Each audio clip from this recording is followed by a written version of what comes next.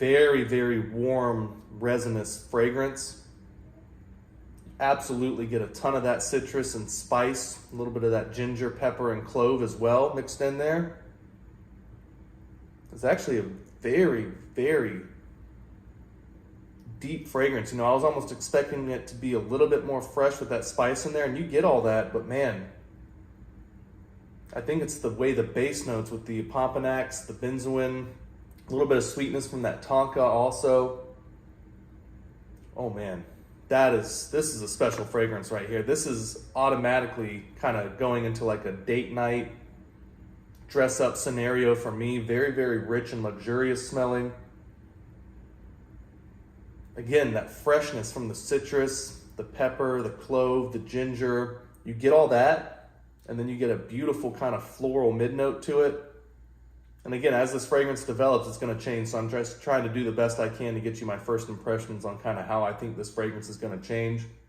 But you do smell those florals and the cinnamon bark in the mid-notes, and really it's about that sweet, resiny, warm base notes, of course, with the opoponax, benzoin, tonka, vanilla.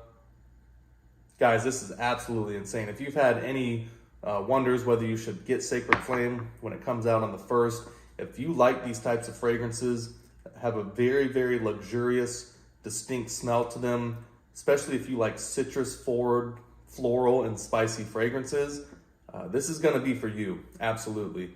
Now, unisex, absolutely. I think this is something with that floral note and the citrus notes that women will love too, but I think it's gonna smell a lot different on a woman than a man. I feel like maybe you'll get a lot more spice and a little bit more resins off a man's skin.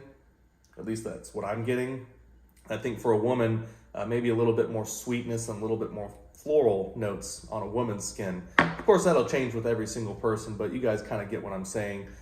Just a wonderful, wonderful fragrance. This one here, I can't really compare it to anything in their lineup previously. It has a similar feel to Fall of Phaeton in terms of like you could wear it during cold weather or summertime because it's kind of a spicy, fresh opening, but it's also got very dense base notes as well. So it's very versatile in that regard. This is something I feel like I could wear all year, but something I'll probably end up saving more for date night and other things of that nature. I don't know if you can see the oil on my hand on the reflection still, but that's always a good sign that they're doing this at a very high oil concentration, using very, very good ingredients as well. And as the fragrance is dried down on my hand, I'm starting to get a little bit more of that cinnamon bark and some of those base notes, but you're also still getting a lot of that tangerine and grapefruit and citrus notes as well. So just wonderful stuff by the House of Argos. Can't recommend this highly enough. This is one of those fragrances that people are gonna get a lot of usage out. Again, summer, springtime, absolutely with those hop notes, but even wintertime and cool weather with the warm and sweet base notes, this is just gonna be a very versatile fragrance for a lot of people. And I think a lot of people, whether you're male or female, depending on where your nose leans, this is just gonna be absolutely dynamite for a lot of people. So thank you again for the House of Argos. Let me get this early, giving a little bit of a review for people.